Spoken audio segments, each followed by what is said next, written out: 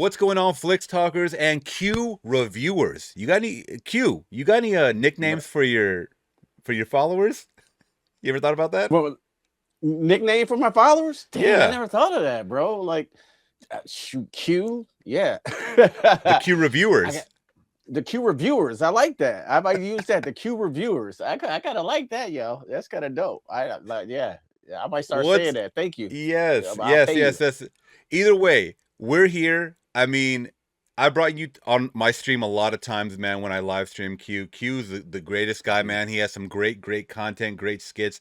And that's why I wanted to do this show for the longest time. It is the Flix and Q show. This is episode 1 to kick off the new year 2026. I know we're already 2 weeks into 2026, but how's your 2026 treating you, Q?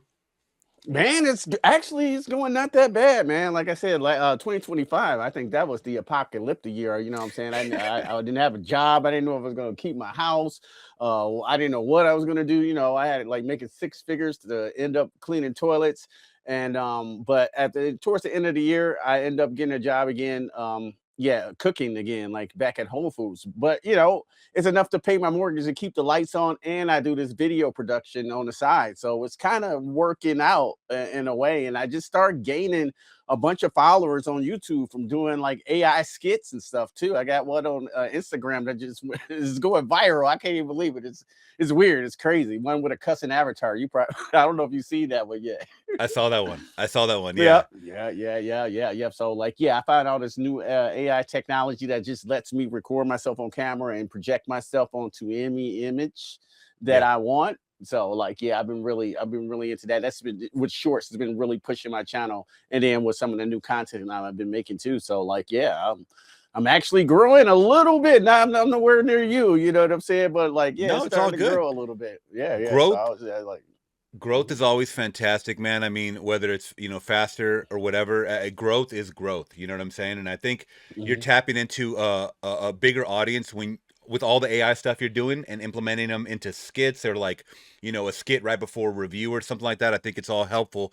And I mean, mhm. we're actually going to be talking about an AI conversation in All a right. minute. I do have a Oh, story cool. here. So it's good to hear you're doing good, man. I mean, I know 2025 was rough. I mean, we talked about it, you and I, like off screen and Oof, stuff like that. And yeah. I am glad to hear that it's going better, my friend. And Mhm. let's hope we can do this weekly show Yes, and sir. bring some smiles to some people and Yes, just kind of sir. have some good laughs and talk about movies, music, pop culture. Like I want to talk about everything with you because it's good to bounce Let's ideas go. off you. Let's Yes, go, yes, man. yes. Let's do it. Let's do it. Let's get into it, yo. Yes, No more sir. further ado. That's right. So make sure, guys, before we get into it, hit that big thumbs up. Consider subscribing today to myself and Q's channel and put all his information down below. We are hosting this though on the Flix Talk network on the official YouTube channel. Yeah, so we got some unfortunate news. Q, John Forte dead at 50, former Fuji's collaborator. Now, I remember John Forte, and I'm gonna be honest. Like, I'm not like 100% deep into his catalog, but I do hmm remember the song that he did with Wyclef, the Staying hmm Alive. hmm Most people remember that, so I'm gonna throw that clip up right here. But uh, dead at 50. mm You're almost 50, mm bro. I'll be 50 this year. I'll be 50 in May. You know what I'm saying? It's crazy. I'll be half a century years old. So Yeah. to me, I'm like, that's too young to go. And as far as me with John Forte, I'm not deep into his catalog. I knew he was down with the Fugees. I think he's a producer. I don't remember him rapping a lot. I remember them just saying his name a lot in the Fugees. So I don't, you know what I'm saying? I don't know if he rapped or not, but I definitely know of John Forte and heard of him, a lot. So like this is sad, bro. Well, check this out. Here's a little Horrible. refresher, Q, in case you forgot. Because this was a song we used to play all the time, and I was like, you know what? I do remember that John Forte. Because most people remember Wyclef and Praz and stuff, but here's a little bit of sample in case you guys forgot. The rhymer, you still a Oh small yeah, time. yeah. Hoping at the Nah. game, treat that ass a little kinda. Every step tangoed. Yo, beef don't concern me. I'm eating mangoes in Trinidad with attorneys. Oops, me nuts, baby. I was remember that. Yeah. Now I remember. Yeah. Now you remember, man. Yeah, for But sure. yeah, unfortunately, he did pass away. Um, Damn. dead at 50. Damn, Um, not 50. man, let's just Oh. yeah, let's just read a little bit. Mm-mm-mm. So John Forte, famously for his work with the Fugees, is dead. TMZ has confirmed. The Grammy nominated. Didn't even know that. Grammy nominated. I mean, the Fugees were up for awards. I know that back in the day. Mhm. Died on Monday, this past Monday, at his home in Chilmark, Massachusetts, a town on Martha's Vineyard, according to the Chilmax police chief, Sean Slavin. We're told John died suddenly, and the cause of death is unclear. That's always interesting, man. You die so young, and it's unclear. So, Damn. you know, our condolences go out to him for sure. You know, I do a lot of music reactions on here. I know you're deep into hip hop as well, man. So, you know, that's gonna be a blow to the hip hop community. Those that I'm already seeing rappers that I follow, like you remember Rod Digga from Busta Rhymes Camp? Yeah, Rod Digga. Yep. Flip Rod Mode Digga, Squad. Flip Mode. Yeah. Outsiders. She Yeah. she put out something you know, saying rest in peace, and I was like, oh man, that brought me back to like just like my early days of hip hop in like the late 90s and 2000s for me, you know. And then speaking on more rapper stuff, we got he didn't pass away, but he is in the hospital. We have Kurupt. Now this one hits me deep right now because so I met Kurupt. Oh, really? Yeah, dude, I have a little story. I kind of put it up on my on my IG and stuff like that, and my Twitter. But back when we were doing music, when I was working with the artists out here in California, we went to a lot of studio sessions, and the guy that I worked for, he was a writer, so he would write for a lot of different artists. One of them being The Game. He used to write for The Game. So I'm not gonna get deep into that, but The Game is a fucking asshole. I'll just say that. Oh, I can believe that too. I'm glad that you said somebody's writing for The Game, because he acted like he is super MC. Now you got ghostwriters. Oh yeah. When you get ghostwriters, you just lose all respect as an MC. You're not really an MC if you got ghostwriters, to me. Do you remember when he first beefed with 50 Cent, and 50 Cent was like, I wrote your whole first album or whatever? That shit was true. That shit was true. And The Game got mad at that. He got mad for 50 exposing truth. But anyways, that was on one occasion. Well, later in that session, that studio session, Kurupt came through, and he was the most down to earth. He was a father, or he is a father, and he was talking about his daughter, his kids, and stuff like that. He seemed like a regular ass person. He's a dope fucking rapper, and oh my god, yes, grew up on him. You know, he was all over the Doggy Style album with Snoop Dogg. The Dog Pound album was fantastic. Like his solo shit afterwards was. So now I see that he's laid up. Yeah. Now I see he's laid up in the hospital. There's not much details, but he was hospitalized after battling some serious health issues. We're told the Dog Pound chief is on the mend, but he's still in the hospital, where he spent the last several weeks. So he's been in the hospital for several weeks now. Our sources would not reveal the specifics of his medical condition, but did say that his health is improving and he is getting better. So I don't want to speculate on anything. So Daz Dillinger put this out first. You know, the other member of Dog Pound put this out. And let me actually open this up. But some people in the comments, and I don't know if they had knowledge, like prior knowledge of what's going on, or they have, you know, they were there or what. They were saying that he had seizures. So this is just alleged. Okay, guys, I'm just letting you know in case you guys are watching this. And that can be stemmed from a lot of different things, you know, having seizures. So I don't know how life-threatening it is, really, but he's another one I don't think is too old, bro. Like, I really don't think is too old. I just know that he's a West Coast legend. You know what I mean? He looked kind of sick a little bit. You can tell something's going on a little. On the left, he is. I mean, he's always been a skinny guy, but he more recently in these pictures I've been seeing him, and he looks very thinly. I'll just say that. Yeah, that's what I was saying. Yeah. So could be. Could be, bro. I really don't know until the word comes out. Yeah, I haven't Kidney issues. Yeah, I don't know. I don't even want to speculate.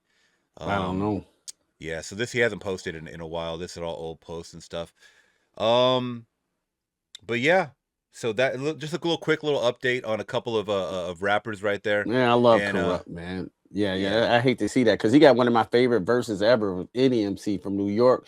It's yeah. the incredible, the lyrical. You can't be me like Nisi. To see me, See it's me, gonna it's take gonna a take a miracle. miracle. I'm I'm robbing driving motherfuckers hysterical. hysterical with a touch of this twister, stylistic mixture. What I Yeah. create, Great pulsate, pulsate. man. Like, Come on now, Q. yeah, what? He's cold, man. You know what? He's actually he's not from the West Coast. He's actually from I believe Philadelphia, because he did put out an album. I remember later after Dog Pound, where it was called Corruption. Do you remember that album? It was like a double disc. Yeah. We can freak it, freak if you want to. yeah, bro. Kurupt was my guy. He was one of my favorites. Oh yeah, and I don't know if I mean, people correct me if I'm wrong, but I believe one of the discs was a California disc and the other one was a Philadelphia disc. So the Philadelphia side had more of like the East Coast beats, and he was a lyrical guy. I mean, he really wasn't West Coast. I mean, they threw him on West Coast beats, but you could tell he had that like universal flow. You know, absolutely. Yeah, so absolutely, he one of the coldest MCs of all time to me. I really wish the best for him as far as like recovering, and they can't take out the legends. Not this soon, man. Not this soon. Not that soon. Remember, Eminem even said it on that like his top MC was go Kurupt, Jay-Z, Nas, and Vimy. Shouts out for my cast. You know, remember that? Cold. Yeah. Oh yeah. He cold. He's a cold one, man. So next up, guys, we have a remake, and a lot of people. I mean, it's award season. Okay, so you know, I mean, I'm sure you saw all the awards that have been coming out. One thing that I have been hearing, though, a lot of people mentioning, is remakes. You know, the remakes aren't stopping anytime soon, and I don't know what's going on with Hollywood. I think it's still a consistency, like a quantity over quality type of thing that we're dealing with here, which is never good in my eyes personally. But this is something that you wanted to talk about, so I looked into it a little more. I'm talking about the Burbs. Yeah. Okay. Yep. So this is a new remake with Keke Palmer. You might have to quarterback this one because I actually have not seen the Burbs, the original. Oh, okay, the Burbs. Yeah, the Burbs came out. When was the original? Yeah. It's 1989 with Tom Hanks. Yeah, yeah, Corey Feldman was in that one too. It was just like this really, you know, like this funny. Yeah. Corey Feldman's in there. You know what I'm saying? A bunch of other creepy people. And it was really, like a really fun type of horror comedy with Tom Hanks in them living in the burbs and this, you know, evil family that could or could not be doing something shady, and all the neighbors are into it, and you know, being on it. It was one of the fun ones of the late 80s that I remember watching the Burbs. It's kind of almost like a little classic, you know what I'm saying? The Burbs, a little underground classic. I don't think it's the greatest movie of all time, but it's like highly entertaining. Carrie Fisher's in there, Princess Leia. Yeah. So shit, I gotta check that one out. Yeah. It's fun, bro. It's fun. Yeah, you should definitely check it out. You know what I'm saying? And it stands to not stands the test of time, but it's a product of that time from like 89. You know what I'm saying? The suburbs and the slushies and all that cool stuff. It's like Edward Scissorhands meets like the Addams Family Twilight Zone type episode or something. So like it was dope. Okay. I really like that one. I'm definitely gonna have to check it out. And there's a lot of Tom Hanks films that I haven't checked that are really like revered amongst a lot of people. So this is one of the remakes that got kind of thrown into rotation. It is coming from Peacock. I believe it's supposed to be I believe a series. Is it a movie or a series? I don't know. No, it's a series. I don't know why, but I don't. That's kind of that's kind of a red flag to me right up the bat. Red flag. Yes, sir. Let's check out what this synopsis is. So it says the series is another case where you can't help but ask why was this title brought back. The original movie is a hilarious, beloved comedy favorite, and this new take already feels like it's setting itself up for an uphill battle. Okay, this is someone that wrote this little blog. Set in present day suburbia, the new The Burbs follows a young couple who return to the husband's childhood home, hoping for a quiet reset. That plan falls apart quickly once unsettling new neighbors move in next door. As paranoia creeps in, old secrets buried in the cul-de-sac start crawling. You know what's funny? I grew up in a cul-de-sac, like when I was little. And nice. Man, that's one of those things. If you grow up in a cul-de-sac, you literally know all your neighbors and all their drama and all their like little shit that goes on with it. So it's like this is kind of like right up my alley. Let's see. What was that? Where was it at? Along with the possibility that something genuinely dangerous is lurking behind those perfectly trimmed hedges. The trailer leans into a mystery and awkward humor, but it struggles to land many real laughs. Okay, so it says Keke Palmer, Jack Whitehall, supported by Julia Duffy, Paul Appel, Mark Prox, I can't pronounce that, Kapil Talwalkar. Do you know anything about this? I mean, I haven't seen the trailer at all. I think I actually saw a teaser trailer, and Yeah. I'm gonna be on. This was like months ago though when they first had the teaser trailer. Mhm. For me, comedies changed. You can't pretend like Mhm. 80s comedy lives in 2026. Mhm. You know, Yeah. so like I know they're trying to play up the stereotype of like because it's an interracial couple, right? I Yes. think Yeah. okay. Maybe I'm out of pocket for saying this. They're still playing this up like that's a big fucking deal. It's Right. 2026. I don't see that as a big Yeah. deal. So the Like, no white one cares. people, yeah, like one of the white ladies goes, "Oh, this sounds like some white people problems," and I'm like, "Y'all still playing this card 40 years Oh boy. later?" Yeah. like, That's yes. Yes. Yes. Yeah. like Mm-mm. we got to get over this hump, man. The reason why it was funny back in the day is because it was so uncommon to see. You know, Mhm. it's Yeah. Yeah. perfect example. Perfect example. Remember Spike Lee's Do the Right Thing? Yeah. When Mhm. when oh, what's his name? Giancarlo Esposito. I forget his name in the movie. Yeah. When Yeah. I the know what you're talking about. when the white guy on the bike runs over his sneakers. Oh yes. So good. And he's the only white guy in like the whole fucking movie, right? Yeah. Yeah. Yeah. And he's like, "Why don't you go back to Massachusetts?" And he's like, I was born and raised in this area." And everybody's like, "Ah, you know." Oh yeah. Yeah. That's Yeah. Yeah. funny because it was Mhm. uncommon for him to live in that neighborhood back then. But if you're still doing that Mhm. humor 40 years later, 50 years later, it's like, bro, like that doesn't Mhm. it doesn't translate that well for me. That's just my Mhm. personal opinion. So I hope that they don't ham it up so much where it's like Mhm. every joke is like a stereotypical joke like every, few minutes or whatever. But Mhm. this could play more for a movie than a series. I don't know what Mhm. you think. Absolutely. When I first saw the trailer, I was like, okay, yeah, this is probably play for the movies. I was like, man, why are they remaking this? Yeah. With Keke Palmer, it just didn't make any sense. And then they start playing on the trailer. They start playing Ghetto Boys. My mind playing tricks on me, like bow, bow, bow, bow, bow, bow. And then they do the Jordan Peele thing, of course. How he takes, what I'm saying, hip hop songs and trying to make them scary. It's like, oh man, y'all doing this fucking trend again too. So that was Yeah. whack to me. And it just didn't it just seemed whack, you know what I'm saying? Like, and then of course they had to play the interracial relationship. Like, I don't even know why you had to do that. She could have just been with a black man. I like, not that I had nothing to get a black or a white man. I'm like, but you Yeah. obviously see they're trying to pull streams at it. And why is it a series? The people in the house are scary and they don't know what they're doing, so they try to figure it out. So like, why? How can you pull a series out of this? And then the other one, I hate to say this, like sometimes you just need to leave well enough alone. Remakes, like the other one was fine.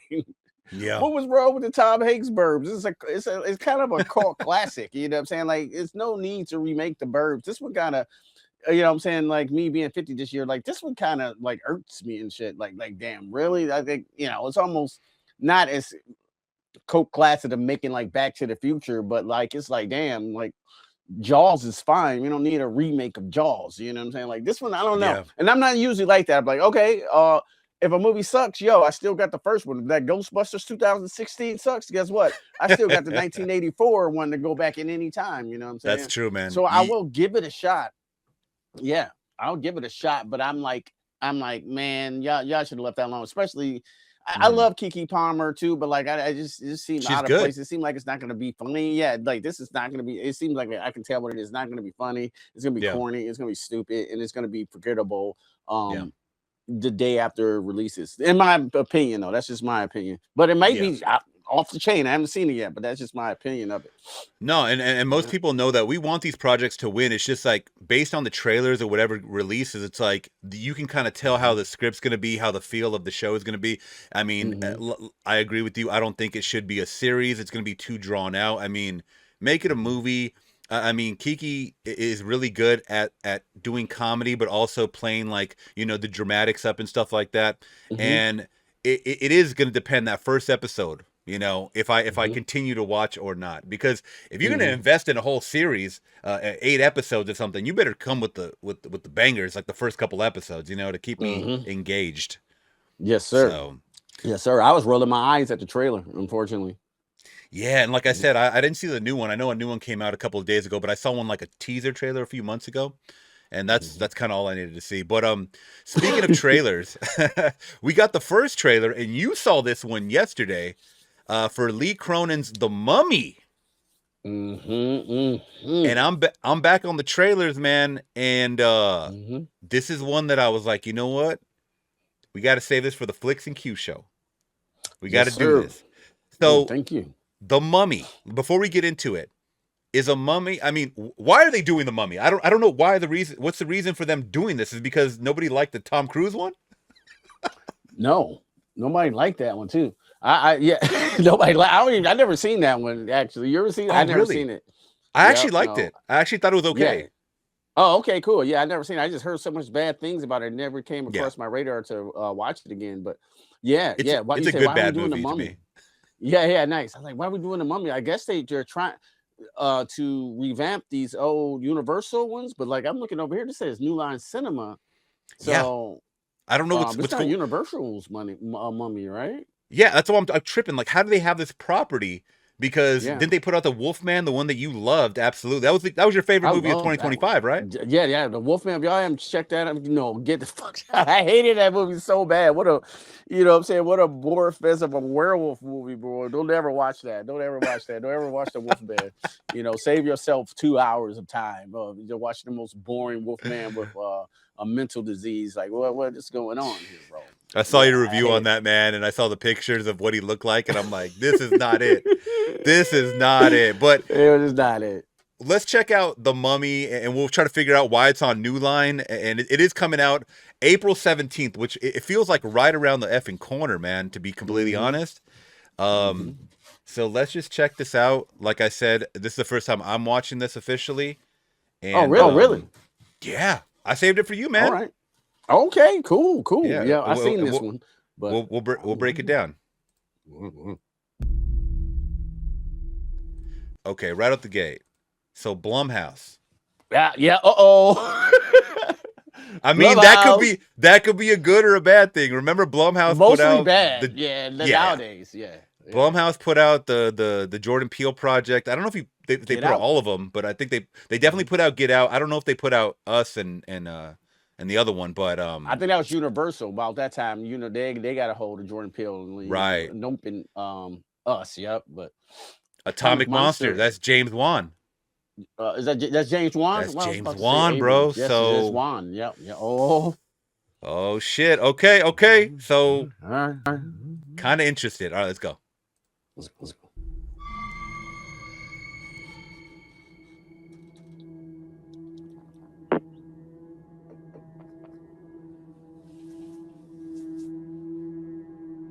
Okay, that's a good sign.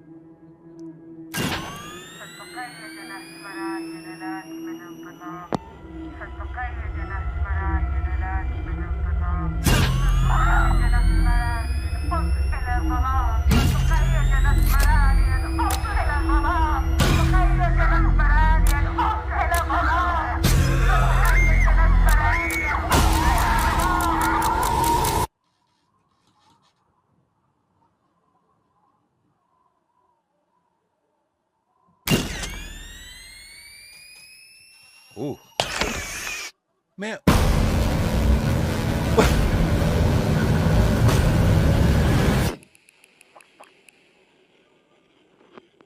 Okay, what in the hell?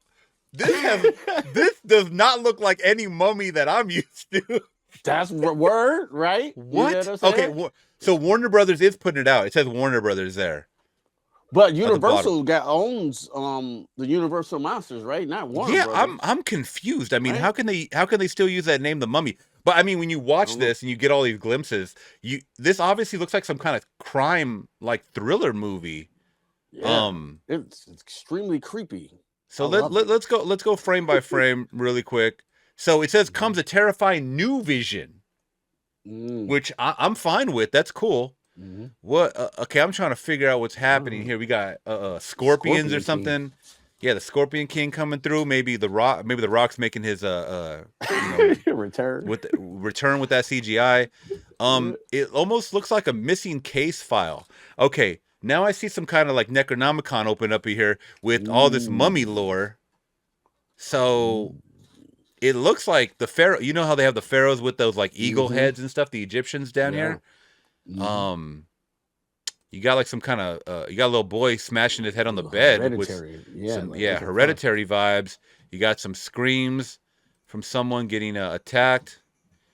This shot right here, I know you haven't seen the Mummy, the Tom Cruise, but believe it or not, this reminds me of a scene from there where the mummy, it's this woman, and she's actually able to like turn into sand and engulf like a whole city. I seen that in the trailer. I remember that. Okay. Yep. That's what this reminds me of. I don't know why. It just, that's what I'm. So maybe this is like in Egypt or something, or wherever they find it. Now we're getting a kid, and it said, "What happened to Katie?" Ellie, are you okay? Katie, are you okay? Katie. Yeah, and then like I said, this is very like detective, and I think this is I think this is Katie. A scorpion comes out, and then that kind of looks like the girl in the picture. Yeah, but like a dead body. Ooh. So it's extremely creepy. It does, especially since it's a child. Yeah, you know what I mean. So I think we're dealing with a possible resurrection, like a bringing back to life, type of movie. They're just calling it The Mummy. I don't understand why she's in this tomb, though. To be completely honest, that's the one thing. 'Cause they show this tomb right out the gate. Yeah, bang. Like you're right. This is some kind of like archaeologist. Yeah, that's gotta be old. Yeah. Yeah. So what does that have to do with this man right here? And she has a dad. It looks like. So I'm confused. Yeah, but I want to see. I want to see more. Yeah, like what's going on with this mummy? This terrifying, creepy mummy. Yeah. And I'm gonna say, I mean, it's not looking bad, and it's just making me confused. That's all. Yeah. But let's say this about this Mummy trailer. I'm expecting like it's going to be the Mummy. It's going to be like this action adventure thing. I didn't expect them to go Poltergeist 7 route. You know what I'm saying? Like what? I'm intrigued. You got my attention, bro. You know what I'm saying? It looks good for a trailer. Like, yo, I want to see that. You know what I'm saying? So that makes me happy. Like, okay, well, let's really get into the horror, because like the Mummy, a resurrected fucking thing wrapped in gauze is kind of creepy with all those powers and stuff. So I'm down. I'm down. I mean, it's from some good producers, good studios, and I'm here for it. You guys let us know what you think in the comments below. Once again, I mean, it's from the producers of Weapons, and that was the creepy one too that we liked. Oh, that was my favorite of last year, bro. Weapons. Yeah, I loved it. I mean, if it can be in the same vein of like a long legs, where it's like like more of like a crime thriller aspect of it, 7 type of joint, like I'm on board for that. Like, give me that. Like, you call it whatever the fuck you want. Just give me a good movie. I don't care. Yeah. That's what I think it's going to be. I think it's going to be in the vein of that one. But yeah, they might just be calling it the Mummy. Like you said, yeah, if this could have been called anything, like Where's Katie? I would have went to go see it because it looks creepy and like what's going on. Yeah. All right. Now, next up, on my channel, dude, we talk about anytime a Will Smith clip comes out. We talked about this last night, but I want to talk about it with you. Anytime Will Smith comes out, I got to react to it. And I want to share this with you. So this is some brand new clip of a whole podcast he did. And Will Smith says that he spoke to Biggie 4 hours before he was killed and spoke to Prince 8 hours before he passed. So listen to this clip and then let me know your honest thoughts. Before he got killed.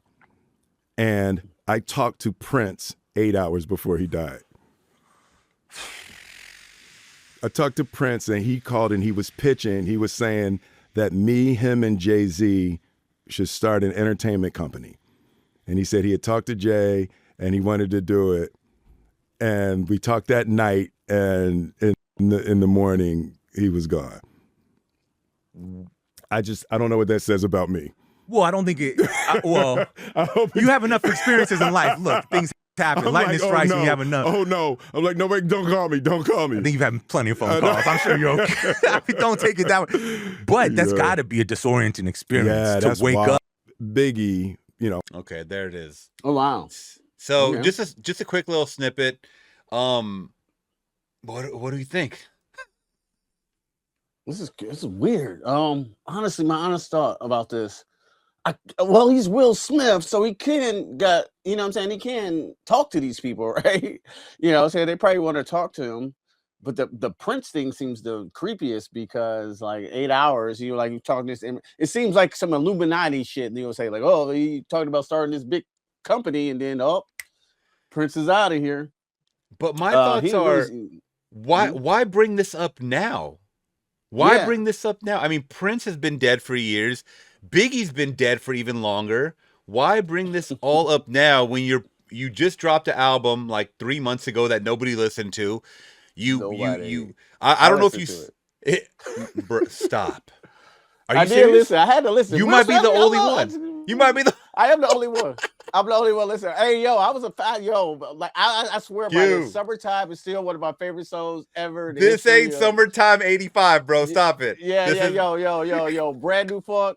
Jazzy Jeff and the Fresh Prince. I think Jazzy Jeff is one of the best DJs in the world, bro. That boy, you know that. You a DJ. Okay. You know how cold Jazzy Jeff is. Absolutely. He is fucking cold. And then them together, you know what I'm saying? Back in the day, that was great. You know what I'm saying? But like, it seems like every time Will Smith speaks nowadays, he just wants to be heard. He wants, you know what I'm saying? Even with that cringy freestyle, like why bring this up now? Because I want more attention. Like, I don't know what's going on with Will Smith, and you know what I'm saying, and you know what I'm saying, at this age. He always was like kind of an attention whore, but now it just seems like he's just gasping for attention, gasping for straws. It's just cringy every time now. And I'm a big fan of him. I think he's very talented, but man, I don't know. You just need to go away for a little bit. You know what I'm saying? And just, but I think that's okay. I think that's okay for us to say that people that we like as actors, or like we even like their early music, we know when it's time for them to hang it up, especially when it comes to music. I don't know why he thought he could come back and hang with the big dogs. And you know, before this, it was he put out a concert footage with AI crowds. Did you see that? Yep. So it's like that is pathetic, man. You got to be doing that shit. I know you wanted to say something. What were you gonna say? Oh yeah, and I was just want to talk this about ageism in hip hop, right? Like, okay, I don't know if you knew about the Clips from back in the day, right? Oh yeah. Grindin'. Yeah, they're old. Last year, last year they put out the best hip hop album of the year. They were cold. I mean, they're cold. Picture T is around my age. I'd say about 49, and his brother is like 55, 50, he probably is 55 now. Coldest shit ever, bro. Kendrick Lamar's on there. Tyler, the Creator's on there. Which I argue who got the best verse between the two. Pharrell. Pharrell produced. It's one of the best hip hop albums I heard. So it's not ageism. And then I hear Will Smith freestyling, and I'm like, this is the bounce back. Like, and looking into the camera and shit, like we really feeling this shit. And what this Gen, you know what I'm saying, Z ate his ass up, bro. They ate him That's up the alive. thing, though. But that's the thing. It doesn't matter how old Clips get. Clips have always been talented, and they've been able to rock with. This is the thing too. They could not put out an album for a while and still be relevant, because I still see that they're really into the fashion game, and they're always staying. That's like with Will. Like, he's staying relevant by being in the forefront with movies and stuff like that. So when I see him still, like, I mean, I don't want to keep going back to an album that I didn't hear yet, but I saw the cover artwork, and it looks like he's trying to be like the Fresh Prince again from the 80s. And it's like, why are you dressing like that? You're in your mid-50s, man. You know what I mean? Yeah, almost 60. Almost 60 now. Oh, God. So, you know, but before I continue about this, what did you think of his newest album? Because you're the only one I know. Like, give me a quick review on it. Yeah, be honest with you, It's not very good.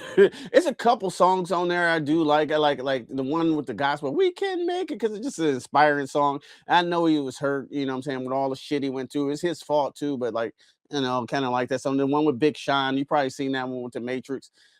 It's Oh yeah, all right. You know what I'm saying? Like it's a very forgettable album, you know what I'm saying? I listened to it about 2 times just to make sure it was whack. And it's pretty whack. It's right. pretty whack. It's just I don't know. It just seems like he's I hate to say it, man. He's trying too hard to be, such a guy, a guy that's such a talented actor. Yeah. Um, I don't. I think he just like you said. It's time to hang the music up. You know what I'm saying? That's not your lane anymore. Yeah, I mean, you're the first rapper who won a Grammy. You know what I'm saying? Yeah, we give him his flowers, but like now. Oh You, yeah. you know that's not his lane. He used to do it. He know he can do it. You know what I'm saying? But like, yeah. Michael Jordan ain't coming back. You know what I'm saying? Playing for the Bulls in fucking 2026. You know what I'm saying? It's like Will, you are a better actor than Yeah. rapper. Like back in the day, I mean, like when rappers first started out, he could rap and shit. Like brand new. It was kind of an accident the way that it happened. Like he was dope and shit. He told dope stories. Girls ain't nothing but trouble. Nightmare on My Street. I used to love that shit. But like, hey man, now this ain't for you, man. And he's only in his mid-50s, you know what I'm saying? But like you said, people like, Eminem still stand the test of time because they love that shit. They study, you know what I'm saying? They're scientists of their craft. They worship that craft. People like the Clips, they worship that craft. That's them. They really know the shit. You stepped away from a while and Yeah. tried to come back into the limelight, and it just doesn't work. It comes off cringy and it comes out And, desperate, in my opinion. oh yeah. And speaking of Eminem, you know when Melly Mel tried to come at him, what the fuck happened? That's a perfect example of someone that stopped rapping and then tried to come. I mean, I don't know. You might know. Was Melly Mel rapping in between, those early days and then him responding to Eminem? I don't think he was, right? No. He just came out with the wackest rhyme you have ever heard. You can't do that shit. And, you know what I'm No. saying? In the 2025 or wherever that shit came out. Yeah. Like a roach just climbing a bunch of book bag. Yeah, nobody Talking wanna about hear dust that the shit. dust the cobwebs off. Uh, That's what the fuck happened with him, man. He wanted to stay so relevant. He's like, I can't just hit him with movies. I got to hit him with music and stay relevant. yeah, I No, got you him are with a you were rhyme. already relevant with Bad Boys and all this other Hey, shit you're doing. Just leave it alone. yeah, And you slapping Chris Rock, you were relevant. People already knew yeah, you. So just leave it yeah. alone. But going back to this whole thing about him talking to Biggie and Mhm. Prince before they passed, I think is a whole bunch of bullshit. I really think this is a bullshit story. It's all cap. This is Cap Joe right here, 2.0. And Prince wants to start a company with him and Jay-Z. You think Jay-Z looks at Will Smith and goes, "This is a person I want to align with"? No, Yeah. I don't think They so, used to man. work together though, Jay Z and Will Smith on some movies. They produced some movies before, like some Really? Netflix stuff. Yep. Like what's that movie? Okay, then I take it back. I Then I can't take think. it back. They had worked together on some stuff like that. Like yeah, and then Jay Z signed his daughter, but Willow. I whipped my hair back and forth. You know what I'm saying? And then She she was didn't on want to do the tour no Rockefeller? more. Yep, she was on Rockefeller, and she Oh, had a see, I didn't know. tour, or she was on a tour with them. And, you know what I'm saying? And then she just cut off her hair, like I don't want to do with my hair anymore. She was bald I headed. did hear about So that. Yeah. Okay, yeah, so I yeah, take yeah. all that back, guys. Maybe I'm sorry, maybe Jay-Z did see something in Will and he wanted to work with him. But I just see Jay-Z as this billionaire who works with like Live Nation and very successful. Mhm, I was literally just watching a rise and fall of Dame Dash and how Dame mhm, Dash and Jay-Z, how they started Rockefeller together, and how mhm, Jay-Z wanted to get the fuck away from Dame Dash because he didn't want to go corporate. Like he didn't want to do things by the book. He didn't want to be professional. mhm, He wanted to keep everything street level. And Jay-Z was like, fuck that. I'm trying to get as big as I can and you got to be mhm, professional. And Dame Dash was mhm, just not professional about anything. So that's why they had mhm, to cut off time. So I'm looking at that and I'm like, Jay-Z is a good businessman. So I'm thinking in my mhm, mind, why would he want to work with Will Smith on any music level? Like I'm talking about a music level, you know? mhm. But a movie Yeah, level, okay, that makes sense. Because I mean, we know yeah. Will is generational. I mean, he's had Mhm, movies for a while, since the 90s, and they've all been, I think for the most part, pretty successful. I don't know if a lot of them that literally flopped. I mean, maybe Wild mhm, Wild West or something, But Oh yeah. In this recent career, like Bright, let's not forget about that one. You know, when he was like the I mean, cop and he was the that's alien. Netflix movie, but you know. Yeah. Emancipation, right? The one on Apple when he played that Oh, slave, that see, horrible movie. and going back, I just going back to the YouTube. I just watched Jamie Foxx talking about him signing on for Django Unchained. This was an old clip, but him Mhm. working with Quentin Tarantino, and you know Quentin Tarantino's first pick was Will to play Yep. that role, and you know what Will Mhm. said? I ain't playing no slave. I ain't playing no slave. That's too crazy for me. So Mhm. he passed up on it. Idris Elba was supposed to do it, didn't work out for him, and then luckily Jamie Foxx came through and fucking nailed it. And then what does Mhm. Will do after he fucking smacks Chris Rock? He does a slave movie. You kidding He me? does a slave movie, begging for an Oscar again. Sometimes Will Smith do beg for Oscars without trying to earn. I mean, like he be trying to earn them, be trying too hard. Like remember that Concussion movie, that horrible movie? To tell the truth, like bro, no. Oh don't yeah, do that. he's like Nigerian or something. Yeah, like it was terrible. And Jada got all mad because they nominated. Well, he was fucking not that good in that movie, but he's great in King Richard. He deserved that statue for sure. Oh yeah, that was a good my movie. favorite movie. Yeah, my favorite performance of Will Smith is still Pursuit of Happiness, bro. He just killed that, bro. He killed that one in that bathroom. I feel that pain, bro. Yeah, for sure. Yeah, I respect Will Smith. He's definitely talented. One of the biggest talents of our generation, bro. But like, I think he needs to go away. You know what I'm saying? Not forever, but I think he just needs to stay in his correct lane. Take a little break. Yeah, take a little break from the music, I think, man. Yeah, I say even movies and music. Yeah.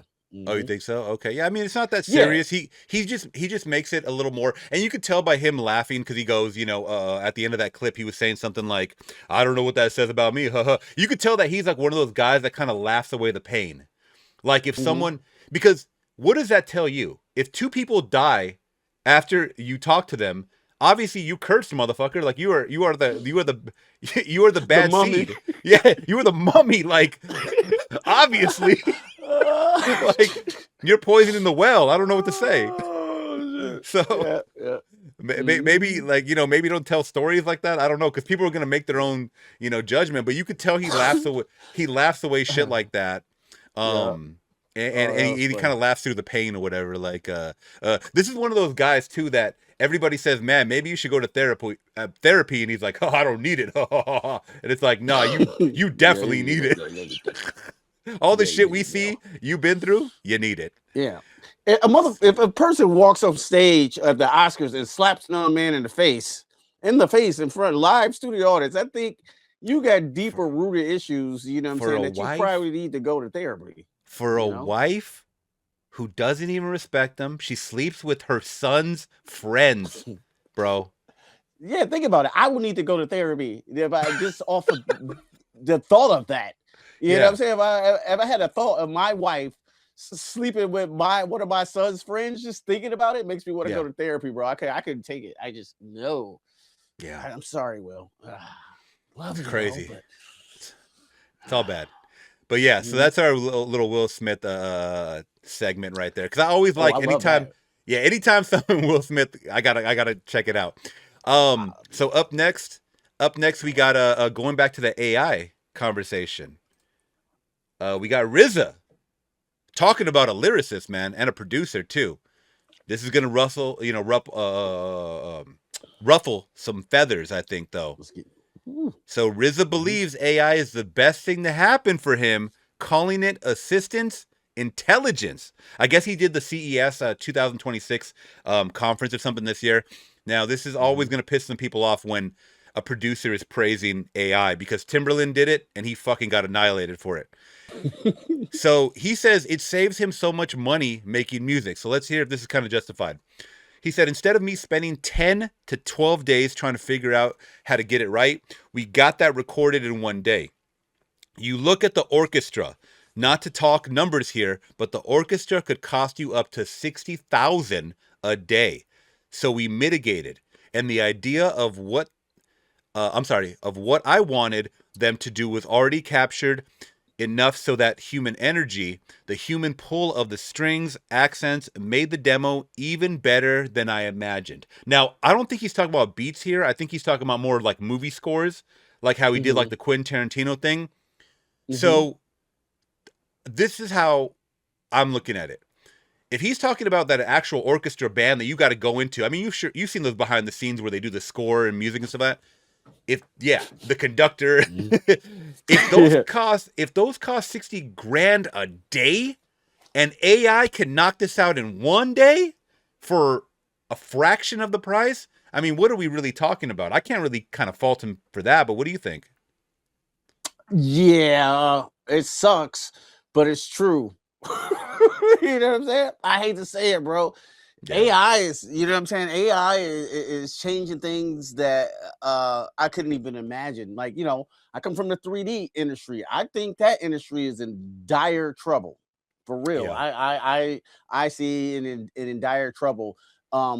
Say you can make a Pixar movie with the hair. What's the movie? Tangled or whatever. The hair looks great. You know what I'm saying? It's bouncing off this. Lots of artists works on there. And then AI, you can put it in there and it looks really good. Not as quite as detailed as Tangled as the artist did, but to a kid, it's good enough. You know what I'm saying? And Mhm. it did it like that. It did it in a second. If things AI is making things more efficient. Unfortunately, yes, it is taking jobs. AI is a part of the reason I lost my job because this big corporate company decided to invest billions into AI. And you know what I'm saying? They're like, well, yeah, we don't need Chad Steve. And now he was a data. If somebody sits there and put data in all day, like, you know, information and AI can do it. And you know what I'm saying? At the press of a button. And it's just, I hate to say it, it is what it is. But like at the same time, you're not going to go into an orchestra. I mean, you ain't, I mean, it's gonna fuck. It's gonna be very close, you know what I'm saying? But like it's nothing like a live orchestra. I'm kind of saying that bullshitting because I know AI can get sometimes not better than the real thing sometimes. Oh yeah. Yeah, so it's like crazy and stuff too. I like you said, I'm doing AI skits. I can't even believe the stuff I'm doing. I was an avatar, a custom avatar, and I matched the lighting, you know what I'm saying, and changed my voice in AI to make it, you know what I'm saying, sound like that. And I did that. I did that in like from production to that to 30 minutes, you know what I'm saying, putting it all together and rendering it out. Are you kidding me? Yeah. It's insane, bro. It's No, insane and it's very, very powerful. What do you think? I'm sorry, I didn't mean to go I out on the no, tangent. you're good. You're good. You let me know how you feel. I mean, as a producer, or I used to be a producer, you know, back in the day, man, back in the day, about, I mean, not even that far back, maybe like about 6 years ago. I was, you know, 7 years ago, I was really heavily involved with music, and I was also producing music as well. Now, there's a difference, I think, in this situation where movie score and producing beats like for an album, like a hip hop artist. Mhm, I feel like you would get more shit if you produced a hip hop beat as opposed to like a score for a movie.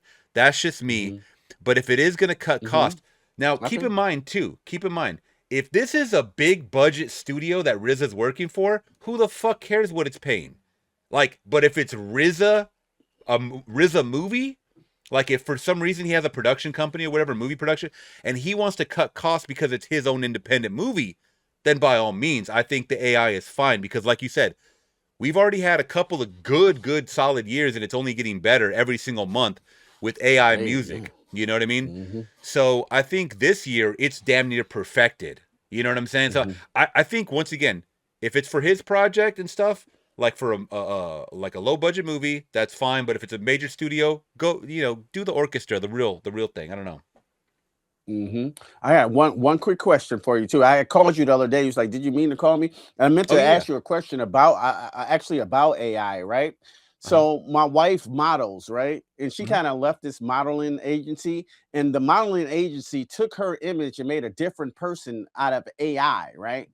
And used her body proportions and things like that. You know what I'm saying? And made another one, so they don't have to pay.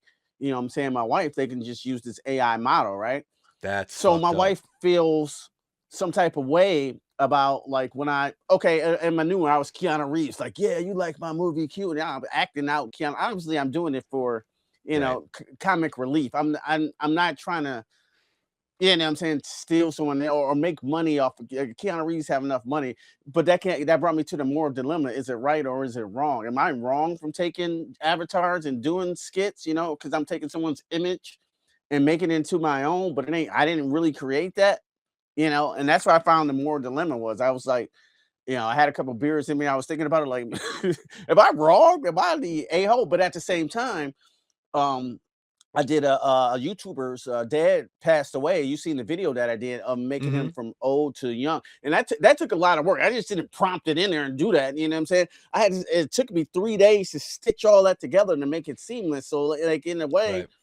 you know what I'm saying, it's AI, but it's still my creation in a way. I used it as a tool to get the job done. So what's your thoughts on those type of moral dualities, if you will, you know? So to me, it's pretty cut and dry. Where you're doing it, it's more of a satirical parody way. And keep in Mhm. mind, you don't know Keanu Reeves. You don't know him Mm-mm. personally. This modeling agency with your wife, they know Mhm. her. They worked with her, and Facts. these are real Mhm. people that they dealt with on a daily basis, right? So if they're Mhm. using her face or her body and putting it on someone Mhm. else's, that is wrong. And I think she might Mhm. have a case to Oh to yeah. to file something, and at Mhm. least to get the pictures taken down, because that's her likeness.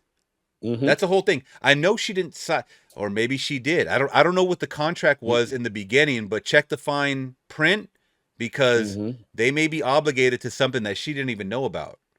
Mhm. Oh yeah, But we're on to it. I'll talk to you more about the, you know what I'm saying, what you're talking about oh, with the lawsuit offline. But oh, no yeah, problem, yeah. no problem. Yeah, let me know Mhm. if you have any questions too about anything. I mean, I'm not saying I'm a lawyer, but I'm just saying that it sounds fishy, and Mhm. it's definitely, something to feel a certain type of way. In her case, I would definitely be pissed off as well, because Mhm. if you no longer work for these people and they're still using your likeness, that is Mhm. that's cutting corners to, like, I don't know, Mhm. I don't even know what, like, you're still using her Mhm. picture, but you don't work with her no more. That doesn't make sense to me. Yeah. Like, why And not making just keep another her on? person offer a picture. Yeah, yeah, yeah, yeah, yeah, Yeah. yeah, yeah. Because they don't want to pay. Like she gotta go. They gotta pay her like you know, whatever, $100 an hour is her rate. Yeah. And yeah, AI, you don't have to pay at all. But you That's can it. just say That's body type, you know what I'm Yeah, saying? and it's a huge debate going on, and I hate to go off on a Mhm. side tangent, but the whole AI thing, I don't know if you, I mean, I don't think you're on Twitter that much as me. Like, I'm chronically on Mhm. Twitter, and there's a huge thing that's been going on for like the last month, where people will post a picture of literally a celebrity in like it's been mainly happening with Millie Bobby Brown because the fucking Stranger Things going on. So they'll post Mhm. her, and then the first comment will be like, "Grok, put her in a bikini," and it'll put her in a bikini, and then the guys will keep commenting, "Put her in a thin lingerie," and stuff, and they'll just keep sexualizing the person up on top, Mm. right? Now, Mm. this is where it becomes, and by the way, the AI looks That's fucking just weird. flawless. It looks so Yeah. real. Yeah, yeah, This yeah, yeah, is yeah. Yep. this is where it starts becoming a problem. What happens if you post an AI, in Grok's AI, here's a picture of my ex-girlfriend, put her in a thong. Okay, Mhm. now you got a picture of your ex in a photo that doesn't even exist, and you can use Mhm. that to blackmail her. Mhm. This is where Yep. it gets crazy. This is where AI is used for evil, and I Yeah, don't I AI don't can be like it. used for you. And Yeah, that's and what I and, didn't want to do. and Twitter has still not fucking cleared that. They still have it going. Mm. So, That's crazy. um Yeah. it's actually becoming a potential like huge lawsuit, because now people are did you follow Stranger Things? Anyway, the newest Yeah, one? I'm down on the last whatever came out last year and this year or whatever. I gotta catch up on those. Yeah, but you can talk about it. I don't Season care. Yeah. Well, no, because there's a character in season 5 named Holly, which is the Mhm. the the sister of Mike, the little girl. So Mhm. some fucking pedo went a step further and posted her and said, "Grok, put her in a bikini." Oh my god. I know. And people were like, okay, now this is getting out of fucking control. Elon Mm-mm. must do something about it. Because when the AI gets really good, people are gonna abuse that shit for Yeah, their and it's for getting there their now. I'm for like their now. sick, yeah, their sick fantasies. Yeah. So that's what I'm saying. Mhm. There has to be, I know they talked about this for a long time with the writers' strike, and they were talking about, we don't want AI to take over our job and stuff like that. My mom, who's an author, she writes books. She just got put in a lawsuit where the company that she represents is suing this AI company, not like a big one, but like this AI company that took all of these books online and they dumped them in the AI so that they can learn how to write books. and they basically plagiarized her. One of the books was her writing. Like so it's feeding the AI. It's like it's just feeding it with information, right? But the whole thing is that you can't do that to make these things better because those are original works, man. It's only gonna it's only gonna eliminate more creative thinkers and minds like authors and people like you and me. Pretty soon they're not gonna have these are gonna be bots. Like we're gonna be just a fucking a bot right here talking to each other, and no one's gonna know that we're not real. We look real, but we're not real. Yeah, your situation sounds a lot like my wife's. You know what I'm saying? Like with the author book, they're using machine learning or pictures to you know what I'm saying, profit off things. I'm just doing it for comedy satire, you know what I'm saying? This is my performance. That's me, you know what I'm saying? That's my performance, you know. It's just and I guarantee it, you know what I'm saying? I won't lose this for and I guarantee it. If your wife doesn't you guys don't get this situated soon, they're probably going to take her likeness, they're going to dump it in the AI, and they're going to say, I want a girl with her body type in black, brown, fucking Asian, white girl, and they're gonna make their own Willy Wonka fucking factory with your wife's body. It's gonna get like that. True. It's gonna get like that. Oh yeah. It already is. You know what I'm saying? They already kind of doing it. You know what I'm saying? Man, and it's a scary thing. It's a scary thing, and that's why I'm saying, like, with the good always comes the bad. You know, unfortunately. So I hope it doesn't get to that level for you guys, but you know, that's what it is. AI, man. Yeah. So I'm trying to use it for good, bro. Oh yeah, you're using it for it's amazing too. For great stuff. It's amazing. Using it for great. All right, so this is something that came out last week that I actually wanted to get your thoughts on. I didn't watch the video. I don't know if you watched this. It was Ben Affleck rating hood movies. Of all people. Yeah. Okay, so this says Ben Affleck plays a segment called King of the Hill with classic hood movies and says, okay, I won't go over it because I wanted to get your thoughts and then, like, which ones do we think are the better videos, the better hood videos, I should say. All right. I think some of them. I don't think I've seen it all. I'll pause it along the way too. All right, we're gonna do King of the Hill with hood classic movies with Ben Affleck. Friday and Soul Plane. Okay, let's hear his response. Friday. Okay. Friday and Soul Plane. What do you got? Oh, Friday. He definitely chose well. Okay. Yeah. You want to make sure, man. Friday. Like, come on. Friday and Rush Hour. Sure. Rush Hour. Okay. Friday or Rush Hour? To me? Yeah, I'm still going Friday, bro. I'm still going Friday. I think Friday just an all-time, you know what I'm saying, neighborhood classic. Rush Hour is great, but you know, it's a little, we're talking about Rush Hour 1 too. Movie. We're talking about Rush Hour 1 too. It's also, funny. I have a question. Is Rush Hour considered a hood movie? That's what I'm saying. It seems like I mean, it was in the hood. Chris Tucker. It was in the hood a lot. You know what I'm saying? If you go over somebody's house, they got a bootleg copy of Rush Hour 1. Oh yeah, the DVD man definitely got that. The DVD man definitely had Rush Hour. You couldn't beat no DVD man without having Rush Hour. But I'm still going Friday. Friday's all. You going Friday? Okay, you going Friday? I'm gonna say Rush Hour because for some reason, like, I watch them both like probably the same amount of times every year. To be completely honest, I'm gonna say just to me, Joe, like the better fun movie because of, you know, different locations and wild antics. It's probably gonna be Rush Hour. That's just me though.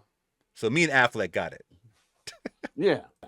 I agree. That was a hard one. Yeah. Let's see what's next. Rush Hour or Coming to America. Don't you do it. Coming to America. Yep. That's the right answer. Yeah. That's the right answer. Hey, he almost got his hood pass revoked on that one. Yeah. Yeah, if you would have said Rush Hour, you got his hood pass revoked. Coming to America is actually one of the best comedies of all time. Period. All time. You know what I'm saying? All time. Period. You know how many amazing Eddie Murphy characters came out of Coming to America, bro? Yeah. It was phenomenal. Yeah, phenomenal. Yep. One of my favorite movies. Probably my favorite Eddie Murphy movie of all time. Yeah. Coming to America. Come on, King. I feel like breakdancing. Coming to America or Boys in the Hood? I'm going to take Coming to America because Menace, I would say. Coming to America or Boys in the Hood, bro. That is Now we're talking about a real hood movie. Yeah. Because Coming to America, I don't consider a hood movie. I mean, he goes and lives in the hood, but Yeah. I mean, it's not a hood movie. Hood movie is more crime. I mean, you know, it's more of a, I don't know. I mean, I guess hood movies could be comedies because Friday is Friday considered a hood movie? Yeah, it's in the hood. The whole movie set in the hood. But what I'm saying is it's still comedy though. It's like primarily comedy. That's what I'm saying. Yeah. But it's in the hood. You know what I'm saying? Yeah. Like the whole movie take place in the hood. You know what I'm saying?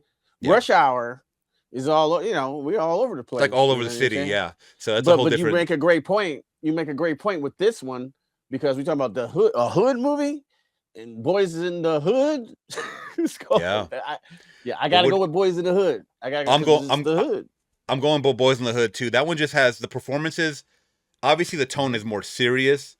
I mean, come on, bro. Like, you know, Lawrence Fishburne just killing it as a Furious. Like that's bar none. I mean, it's unmatched. Yeah. So it's on everyone. Had a great soundtrack. I mean, I'm probably more, you know, biased because, you know, I do live in California. So I mean, South Central as a whole.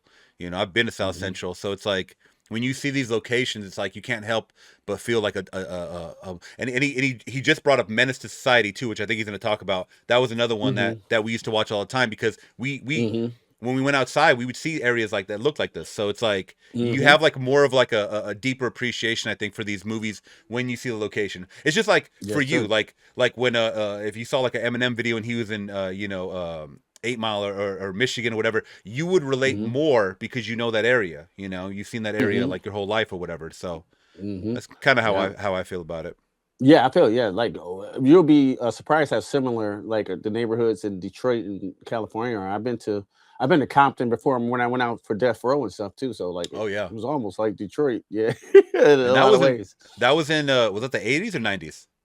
That was the 90s. I was a little kid in the 80s. So like 90s, I was like still like a teenager though. So there was that in the 90s, mid 90s to late 90s. Yeah, 95, 96, something. Okay. Yeah. Take Coming to America because Menace, I would say Menace is a better movie on the same subject than Boys in the Hood. Coming to America or Juice?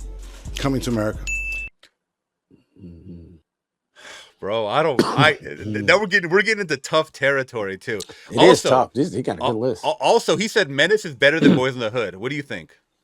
Nope, it's not. I think Menace is great. I think it's a great hood movie though. But like, I think Boys in the Hood is just a little bit more of an original concept. You know what? And I was thinking about this the other day. I'm thought in my mind. Menace to Society is a remake of Goodfellas. It's the same commentary, how he talks in Goodfellas. Kind of same thing happens a little bit. You're talking about with the narration from the main guy. Yeah, from Kane, from Menace to Society. You know what I'm saying? We take it from the criminal's perspective. You know, right? That's Goodfellas. You know, I never thought about that. You know, Henry Hill. You know what I'm saying? It's Henry Hill, and then you got all these other misfits that they'll fit into the. It's a big criminal movie, right? Right. And then he get his just due at the end. You know, by dying. And Goodfellas, I think he goes to jail or something. It's the same movie almost. You know what I'm saying? No, the same concept and plot. In Goodfellas, Henry Hill gets in witness protection program. Right. He gets witness protection, and he's already because it's kind of based on a true story. But like in this, in Boys, in Menace, they want to, of course, show the bad part of the hood, so they have to kill him in the movie. Yeah, so right. They're very similar to me. But like if I gotta pick that, tough. Boys in the Hood was kind of the OG hood movie. That one started it all. You know what I'm saying? They ain't bite off nobody. You know what I'm saying? Yeah. That's their own story. So that one I'm kind of torn between because I don't know. I feel like so Menace is more entertaining for sure. So Menace is more raw. Like it's more gritty. Like the action is in your face. I mean, like the opening scene is like O-Dog fucking blasting that guy's like head off in the fucking liquor store. So like also O-Dog was supposed to be Tupac, but Tupac beat up the fucking directors of the movie, the brothers or whatever. I forgot the brothers' names. The Hughes brothers, the Hughes brothers, which their directing was fine, But was it John Singleton fine? No, it ain't no John Singleton fucking movie. And that's probably why I like Boys. That's probably why I watch Boys in the Hood more, because the directing is like it's perfect. So you say you watch Boys in the Hood more or Menace? I watch Boys in the Hood more, but I do appreciate Menace to Society. I mean, it has a great cast. I mean, you got G.I. Jane in that bitch. Jada Pinkett. Jada Pinkett. You got the guy that plays Old Dog. What's his name? Lorenz Tate. Lorenz Tate, and he killed that role literally. He murdered. Yeah, he was murking motherfuckers. He was he was like one of the best characters in the movie. You know, Menace is more entertaining. Got crazier characters and the whole nine and stuff. Like Boys in the Hood was like, you know, it was almost like a like that stuff really happened. MC8? But like Boys in the Hood seemed MC8. MC8. Boys in the Hood like seemed like that was real, you know what I'm saying? They only focus on like Ricky's death. That shit happened all the time throughout neighborhoods forever, and then no one we'll just hear stories about it, but no one had put that to film until John Singleton did it like that. And you know, with Ricky bleeding on the couch and shit, that's just how it be sometimes and shit. That was I still watch. I watch people react to like older movies like that. So I watch people like react, for example, to Boys in the Hood that never saw it, and they still like get emotional at that part when they take in Ricky's body, because that scene, I felt like that was a scene that the studios were probably like, don't put that scene in there, that's too graphic. But you had to put that in there. You had to. Yeah, that shit seemed real, bro. It seemed real. Could you? With the baby screaming and like the mother did. They're like, Ricky. Yep. She scratch her neck and like, oh man, it's real. Put him on the couch. Ice Cube was like, oh, this is real. The couch with the plastic. We all know that. So. You're right. You're right about that one. You're right. All right, so let's get back. I'm not right. I'm just saying, you know, like just my opinion, you know what I'm saying? But they're both, I mean, I watch Menace all day, you know what I'm saying, all day long and stuff, but like that, but you know, but like I probably watch Menace more than Boys in the Hood. Oh, really? Because it's just because you know, I love villains, and then you know what I'm saying, I love the criminal lifestyle, and Old Dog, they're all entertaining, all that shit, the fly cars, you know what I'm saying? It's like I said, it's Goodfellas, you know what I'm saying? You know, fly cars, the pimp stuff, it is, but it's Goodfellas, but the black version. But Boys in the Hood is like real. You know what I'm saying? That's like real, but not saying Menace Society is fake or something. I mean, that stuff happens in the hood all the time too. They just put it in a Goodfella AI remake. Plus, I like that Boys in the Hood also focused like when they were children and then growing up. I think that was like an important, important part. You know, especially with the split parents. Like I come from a house of divorce, so it's like to see the mom, like you're gonna go live with your dad. Like that happened to me all the time. Like I'm into that too. We visit our dad on the weekends or whatever. Like and so like I think it was a little more relatable to people. The craziness of Menace was like maybe for like some crazy people that hung around crazy friends or something like that. But there was a lot of, I mean, Kane's cousin Harold got fucking blasted at the light. Like you got a lot of crazy scenes that came out of that movie. It was crazy, but that was a tough matchup. We're not even halfway through. That was a tough match. We're talking about Boys and well, I think we broke it down though. Great though. I think we broke it down greatly. But this is some hard list shit. I would be Ben Affleck right now. That's why this is the King of the Hill, man. Coming to America or Paid in Full? Coming to America. Coming to America or Belly? Ooh. Coming to America. You really can't. Oh, okay. Coming to America or Belly? What you think? I think that's an easy Coming to America. I'm gonna be honest. I mean, Hype. We're talking about Hype Williams, like the ultimate hip hop video director of its time. But do you rewatch Belly all the time? I don't. No. When I had to do 30 days in jail, they watched that shit every day. Oh shit! Really? They watch Belly every day. I'm like, I'm sick of Belly, bro. I like Belly. I love DMX and Nas, but like, man, I can't do nothing else watch. I'm gonna be honest. I have the 4K because it was like $11 for like a year. Nice. It was like it was on sale for a year. $11, bro. Yeah. So I added Belly. It's all right. It doesn't have the best. I mean, DMX ain't the best actor, bro. Let's be honest. Come on. No. That movie's not really that good, but like you kind of like it though. The Method Man character is good. The guy that played Kane, the one he's eating he's eating the fucking banana. Oh, yeah, I don't like that shit. I don't like that shit. That guy's funny. Yeah. So Nas is terrible. Yeah, he's not a good actor, bro. That's what I'm saying. Like Nas is terrible. the only reason why people watch that movie is for the fucking intro. Let's be real. Yeah, and the visuals. Yeah, the visuals are nice. Yeah. However do you want me? However do you need me? Yeah. It's like a visual movie or music video. It looks great. It's not really that good. Yeah, it looks great. It's just like it's a mediocre hood movie, but yeah, okay, it is mediocre. Let's be honest with ourselves. But Belly's not that good. You know what I'm saying? They got DMX and all those people in it. Cool to look at, but not a very good movie. No, actually. No. Rest in peace, man. To the Coming to America. Yeah, for sure. Fuck with that movie unless you're very, very elite. Coming to America or Training Day? Ooh.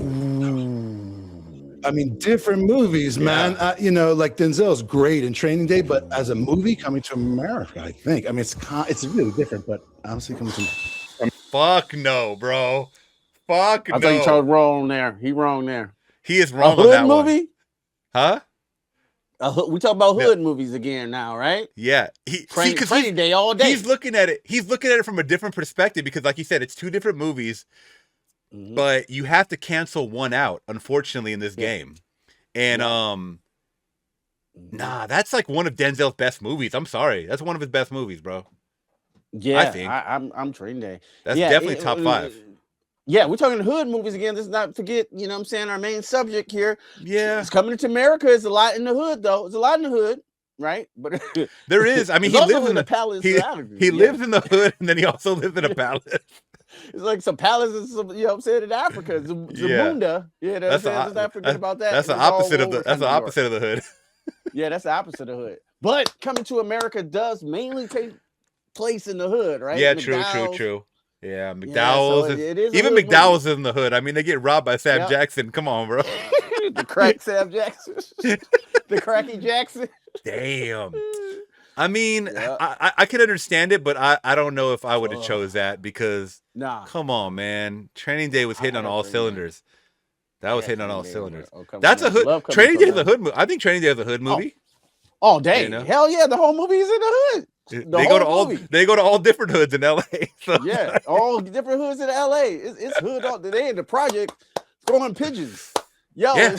Terry Crews, big ass on the fucking going like that. All right, let's see what this next one is. Let's see what the next one. Yes, sir. To America or Menace to Society? Menace, I guess. Menace to. Wow, that's where he changed his tune. Not even after Boys in the Hood. So he must really like Menace. Menace resonated with him. Mm-hmm. What do you think about that choice? That's a tough one. Menace is the more hood movie. Yeah, it just is. But I'm going Menace on this one. Because to me, your thoughts.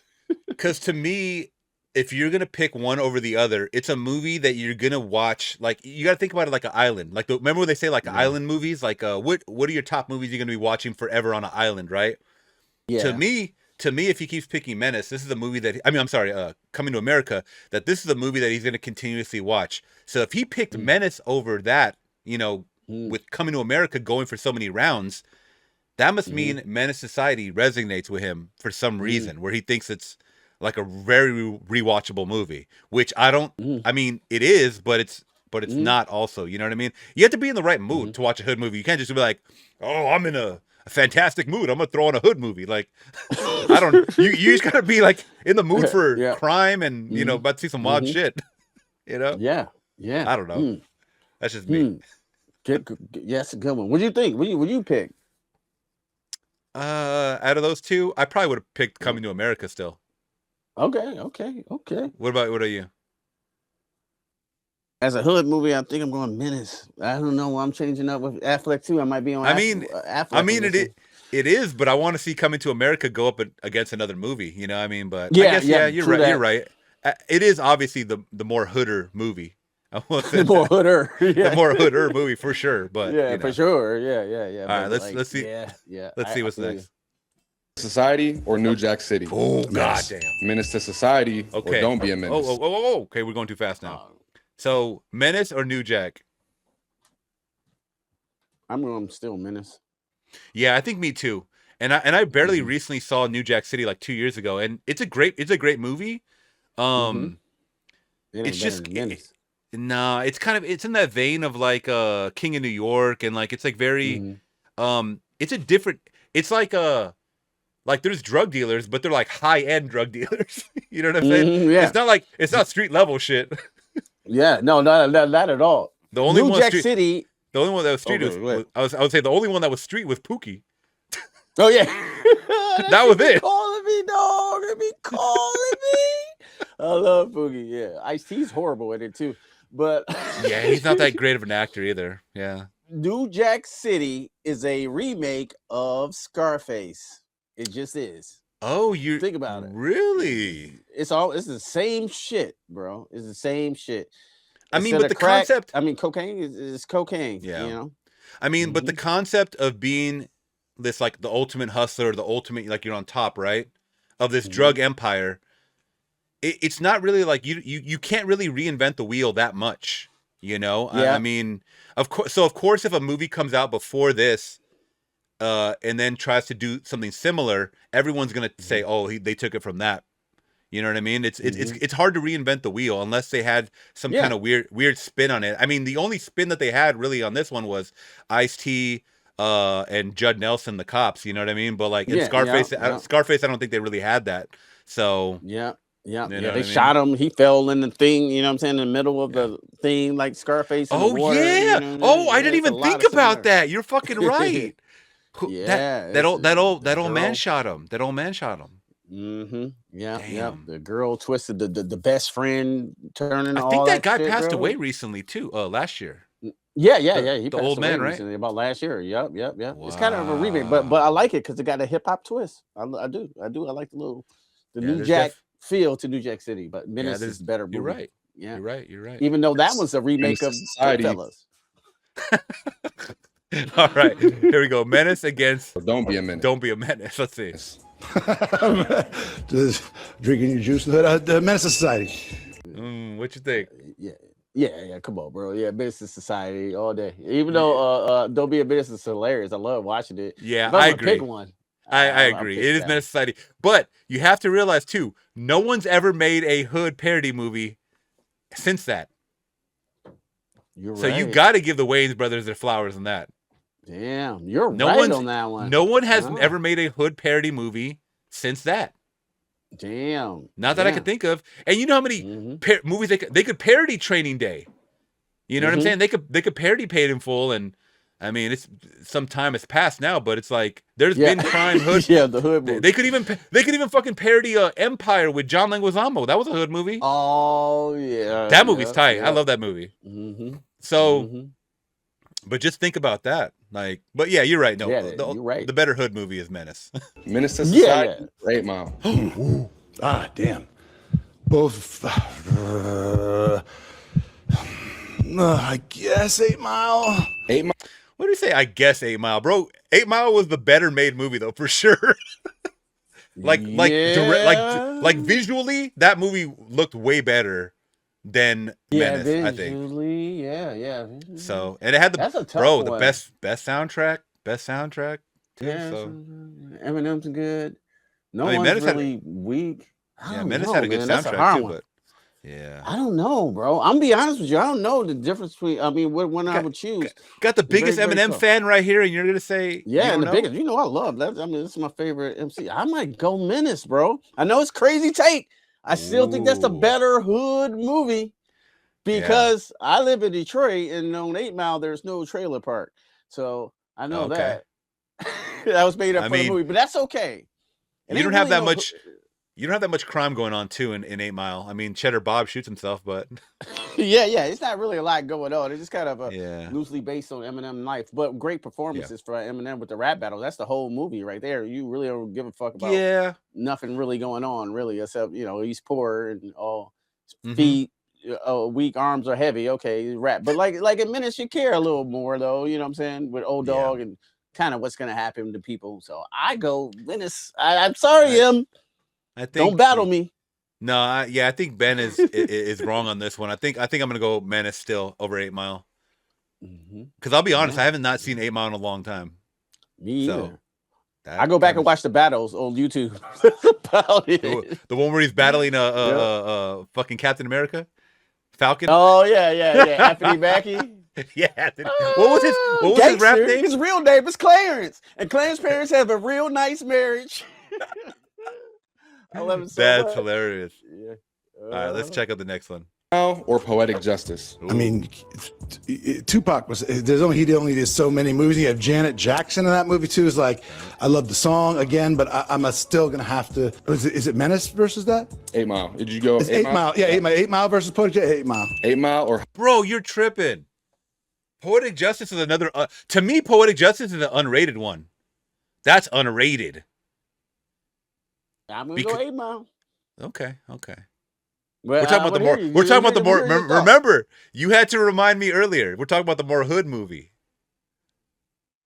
They on the road the whole movie. They in a post office van. Yeah, I mean, it starts off in the hood and it ends in the hood. I'll just say that. But I know what you're. It is a road trip movie, but I don't know. I think maybe because it's different. It's like a different type of hood movie. Like they're talking about the relationships and stuff like that. And I feel like a lot of hood movies didn't do that back then. Yeah, you got a point. So, I'm still rocking 8 Mile though. That might be a hot take for me then. Yeah. No. I'm totally with your take. You know what I'm saying? That's why this is fun. No, I'm saying for people in the comments, are gonna say that's a horrible take, David. Oh, but I just don't think Poetic Justice is a very good movie. Yeah. Oh, really? To be honest with you, I don't like that movie that much. I mean, I love Tupac and shit. You know, he's a great actor. All the actors are good in there, but it's just like I don't know. Like we're supposed to care about this love story. And then he gets to Oakland and this person we ain't seen on screen is dead. Like I don't care, bro. You know. And he's cried and he's mad at Janet Jackson. I'm like, oh, okay. And then I apologize, clean my nails. I'm like, this shit was weak, bro. Well, damn, man. Don't shit on my movie too much. Fuck. No, I'm sorry. I didn't mean shit on your movie, man. I'm sorry, bro. I'm joking. All right, let's keep it going. From John Singleton, too. Like, Boys in the Hood. Go ahead. Sorry about that. Let's keep it going. It's 8 Mile. Yeah, 8 Mile. 8 Mile versus Poetic. 8 Mile. 8 Mile or Hustle and Flow. Hustle and Flow is fucking good too. And Terrence is great, but I think probably 8 Mile. All right. What you think about that one? I'm going Hustle Flow on this one. I think Hustle Flow is a better hood movie than 8 Mile. You know what I'm saying? I think you know what I'm saying. That was a bigger budget one. That was a bigger budget one too. So yeah. And Taraji P. Henderson. Yeah. I think I'm gonna agree with you on that one. That had the way better cast too. I mean, like Taraji. You also had Anthony Anderson in that. You also had the guy that played the skinny producer, DJ Qualls. Ludacris. Yeah. No. And that shit whooped that trick. Come on, that's iconic, whoop bro. that. You was feeling it. You feel like you was there, sweating with them making that shit. You know what I'm saying? We us as audience was like, whoop that trick. We like, I got my head up in the theater. Whoop that trick. I felt like even I was there in the hood. Yeah. Even that white chick, I'm in charge. I don't know who the fuck she was. I forgot her name, but her. Yeah, I can't remember her name. She was great though. She was that whole cast was great, bro. That's remember, I'm honestly picking Hustle Flow. That was like the first movie I think to win a Grammy for the soundtrack. That was a hip hop one or something like that. Yeah. Remember 3 6 Mafia got a 3 6 Mafia. Yep. I believe they're the first one who win an Oscar. Hip hop was it an Oscar? Yeah, they won an Oscar. I think it's like 3 rappers now who won Oscars. Besides for music, at least it's 3 6 Mafia, and it's Eminem for 8 Mile, and it's I think Common got one for a Dr. Martin Luther King thing. Him and the Roots, or I forgot who was on that track. But and then you got Will Smith who won Best Actor for King Richard. Yeah. Okay. Crazy. Yeah. Let's see. You're picking such good ones, but it's hard to like think. 8 Mile or American Gangster. Maybe American Gangster. I mean, there's Denzel. Hey, you can tell he's getting tired of this game already. I guess American Gangster. Nah, What do I you want to pick that one over. I'll pick the 8 Mile over that one because Yeah, American I- Gangster is all right. Yeah, I would have picked American Gangster. I mean, I would have picked a 8 Mile too. American Gangster for me, for some reason, doesn't have that much rewatch value. I don't know why. It doesn't. It's kind of boring. Yeah, to be honest Yeah. with you. It's kind of boring. Denzel's great, of course, in it. Like, hey, I don't Yeah. really never want to go rewatch. If you Russell like, Crowe is if in it's a it. Saturday night. Yeah. Saturday night, what we watching? We got 2 throwbacks: American Gangster or 8 Mile. Throw that 8 Mile in all day. Let's Yeah. hear them rap battles. At least let's True, get it. true. You know what I'm saying? The only thing I really truly remember about American Gangster is Jay-Z put out a soundtrack, American Gangster. Yeah, that And we album used was to- good. That was a Yeah, good we used to album. play that Yeah. shit all the time. The So- album, Jay-Z album is better than this movie. Ooh, I said it. There it is. There it is Yeah. by Q. Yeah. That was peak Denzel. American Gangster. This fool said peak Denzel. Peak. Nah, that Training Day. Come on now. Did you? That was what you went away. Training Day is peak What? Denzel. When did American Gangster come out? Did that come out like 2010 or 2000? Hold on, let me see. Yeah, that shit like I think you're right about something He's like tri- that. oh, 2007. Okay. That's not peak Denzel. Peak Denzel was way earlier than that. I'm sorry, but 2002. yeah, it was Training earlier Day. 2000s for sure. Yeah. You know, I say but- that's peak Denzel. Okay. Yeah. Or Dead Presidents. Ooh. different style, but Dead President's more groundbreaking. But American Gangster as a film, I guess probably American Gangster. American What kind of coke you doing, man? It's like, Yeah, I was gonna say this might be a hot take. What do you mean different type of movies? They're both crime hood movies. What the fuck is he talking about? Yeah, exactly. I mean, it's only different in the sense in Dead Presidents. There's a huge chunk of it that focuses on Vietnam. That's it. But I'm gonna be honest. This is another one I used to watch at least once a month. Dead Presidents, and nobody. I would never hear anybody talking about Dead Presidents online or from my friends. Like nobody would be talking about this movie. This movie was fucking classic. Lorenz Tate, Yeah. fucking Chris Yep. Tucker, the guy from Joaquin Hidbone, Bochum. what's his name? Bochum, Joaquin Hidbone? Woodbine. Yeah, I know you're talking about. Yeah, Joaquin the- Woodbine. Yeah. Yeah, that guy was crazy, he was bro. great. So it was a fantastic, and I mean, it led to iconic, the face painting and all that shit. Come on, bro, you're tripping. Yeah, I'm with you. I'm agreeing with you. I'm going Dead Presidents all day over American Gangster for sure. Yes, Yeah. yes, sir. Yeah. Yeah, it's just a better movie all around. Blood in, blood out. American Gangster. Ooh, okay. Damn, he didn't even give that a second thought.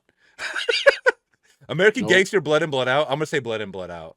I'm gonna say it. That movie is fucking long, but it's a good. It's a well It's really good. made movie. Even though the actors in them aren't the greatest, I don't even think those Yeah. guys are like the only the only seasoned actor in that movie was God, what the fuck is his What's name? his name? The one that became a cop. Why The one that became a Yeah. cop in the movie. I want to say Lou Diamond Phillips. Benjamin Bratt. Benjamin Bratt. Oh, Benjamin Bratt. He's the only Yeah. one that was like a good because he was an actual actor.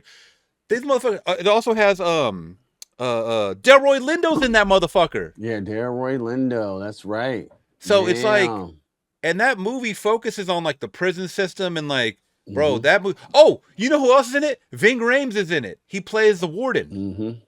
Oh shoot. Damn. Blood and Blood. Hey, if you have not seen Blood and Blood Out in a while, Oh yeah, I've seen it. Yeah. rewatch it. It's a good Oh, not fucking in a while. film. Yeah, it's a Yeah, good film. I agree with you too. I'm definitely picking Blood and Blood Out over Yeah. American Gangster The for way sure. he's- It's just a better movie. Yeah, the way he said it so quick, I could tell he hasn't watched Blood and Blood Out. Yeah. Have you not seen it? So there it is. American Gangster wins, bro. That's the last one. All All right. I mean, All right. American Gangster is the ultimate hood movie, according to Ben Affleck. Yeah, like, oh, you might have lost your pass, Affleck. Yeah. He did have some tough ones though. He pecked right He sometimes, did. but like you He end up did. in that shit. Yeah. He did. All right, we got one last story to end it off, man. Unless you got anything up your sleeve, but this one's kind of just a wild, interesting one. As Christmas just happened. Mhm. So, what movie do they always put on? Can you see my screen, by the way? You can, huh? Yeah, I can see it. I can see it. That's why- I'm trying that's to why surprise laughing you. like ho ho ho. Okay, so Christmas just hit, kiddies, and Home Alone always gets put on this time of year, and you could not start off the new year without one of those amazing actors in some shit. So Home Alone star Daniel Stern being prosecuted over prostitution bust. So this just happened a couple of days ago. And I'm gonna be honest, a lot of the comments were supporting him, bro. So I want to know your thoughts, because even my girl was like, you know what? If OnlyFans is legal, why can't prostitution be legal? I mean, if it's consensual, why can't that be legal, bro? So let's have this. Let's have the discussion. Let's have the debate, because I think this is one of those topics that people, believe it or not, are going to be more in favor of legal prostitute, or wanting some kind of, like, this being acceptable, I should say, in 2026. What do you think? Mm-hmm. Yeah, like, when they called the wet bandits. That's what everybody said too. Yeah. It came out of Christmas. Yeah. He was getting, and then also hoes. Yeah, also the sticky bandits too. They used to call them. Oh, the sticky bandits. Yeah. I seen the story. I seen the story, and I was like, so.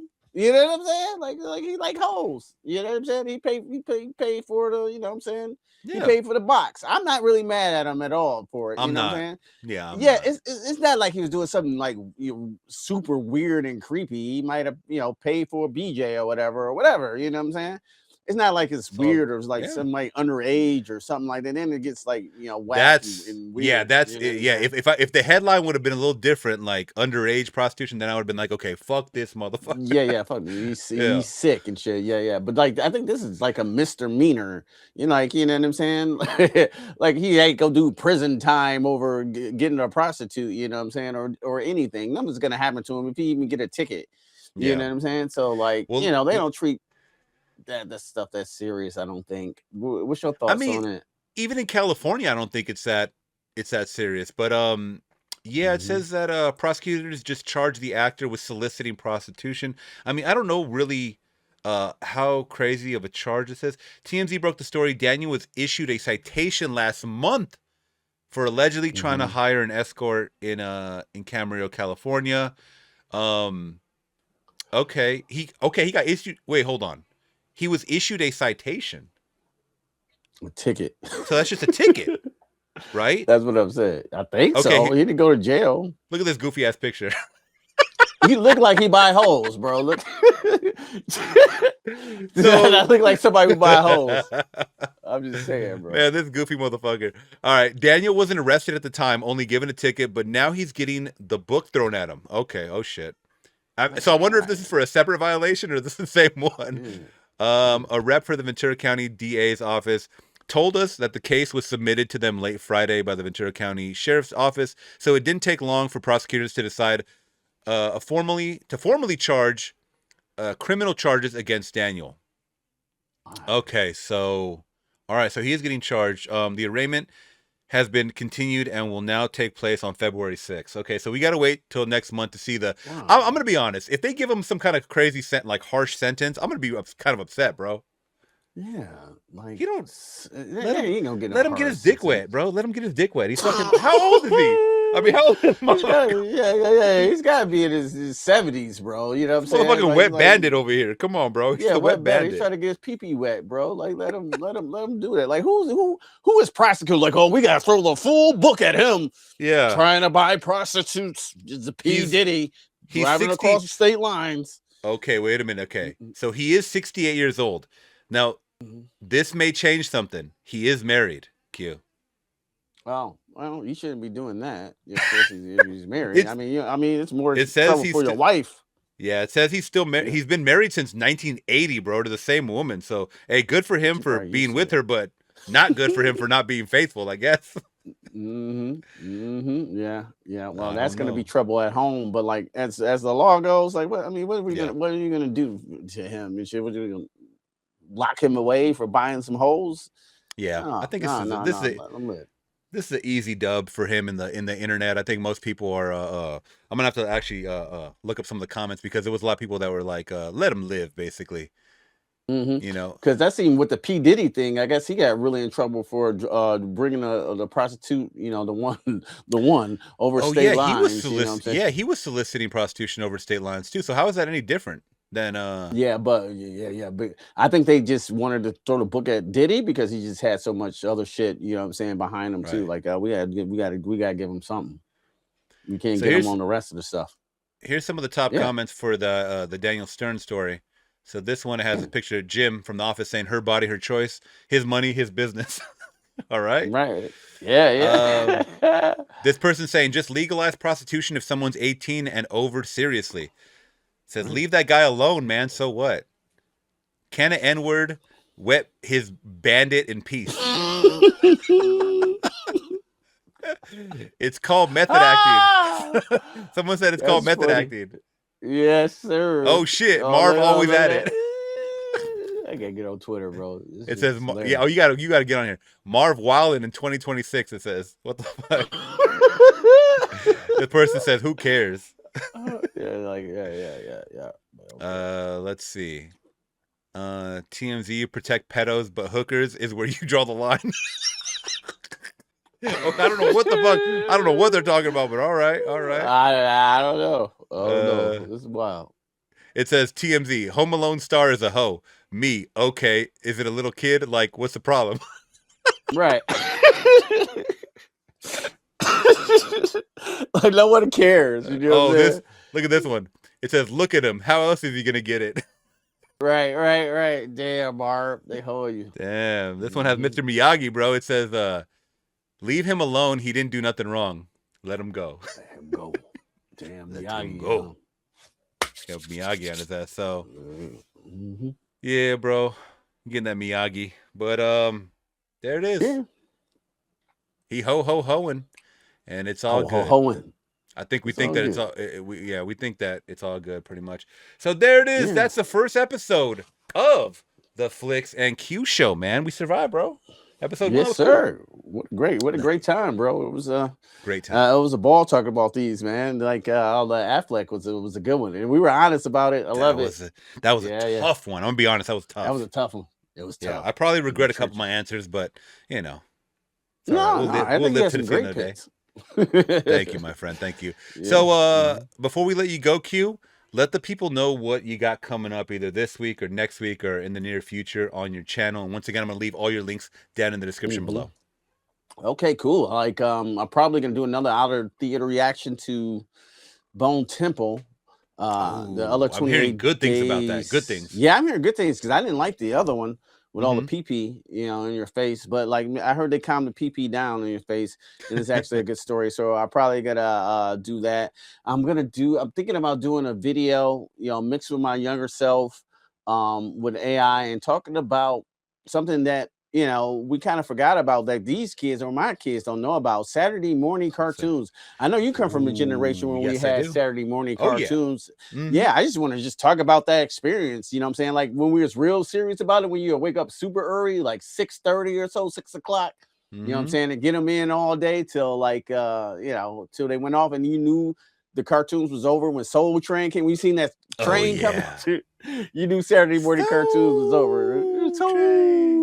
Yep. So yeah. Now, yeah, does that coincide with the afternoon cartoons, like when you get out of work, out of school? Well, school. then you- Yeah. Or Yeah, I did was that thinking come? Did about that that. come later? Did that come way later? Because I do remember the after school they would show like these shows like on like WB Kids and Yeah. Fox Kids and all that shit. I mean, you might have been a little Mhm. older, but I think it was still part of that the 90s, something like that. It might Yeah, have yeah, been the they're 90s. both. So like, like we were spoiled back then. We had cartoons that we got after school, like animated Batman series, X-Men, all that good stuff. yeah. Even back in my day, it was like G.I. Joe and He-Man and all that after school. You know what I'm saying? But then on Saturday, we got like, some of our ones we didn't get to see, like Ninja Turtles came on Saturday. You know what I'm saying? The special shows, the real Ghostbusters would come on Saturday. That was one of my favorites, of course. Things like that. So like Saturday, when you get like, you couldn't, you just couldn't see those during the week. It was no internet and shit, so you had to wait. And I used to record them on the VCR, so like we have them. We want to go back and watch them. So I think that's a topic I kind of want to just touch on because it's kind of forgotten a little bit. So like I know it's little documentary style stuff like that, but like other than that, chilling, bro. Hell yeah, bro. Hell yeah. And I just dropped some Twilight Zone episodes starting season 2. Very excited to do that. Whatever trailers are dropping, I mean, we're checking them out for the channel. I just actually watched Zootopia today for the first time. 2016's, since the new one just dropped. It made a shit ton of money. Did you see how much the second movie made? It was Billy, wasn't it? Almost a Billy or something like that. $1.6 billion it's at so far. Damn. Animated, so far. Yeah, so far. It's only been out for about 45 days. Damn, for real? No, Yes, I didn't sir. know. That's about almost more than Black Panther, the first one. Well, it's making more than James Cameron Avatar numbers, for sure. Damn, I didn't know that. Hell no. Yeah, because I don't even think Avatar Fire and Ash is at a Billy, but I wanted to go back and check out what the hype was about. I really, really liked it. So that's coming to the channel. But yeah, and then of course we're going to be doing our weekly Flix and Q show podcast, and then I'm also doing my live streams for music. We do music requests on the channel here, so kind of just hit that notification bell, guys, whenever we go live, and we'll get it cracking. So that's kind of it for now. Until next time, Flix and Q show. We're out. Peace. Be safe. Peace.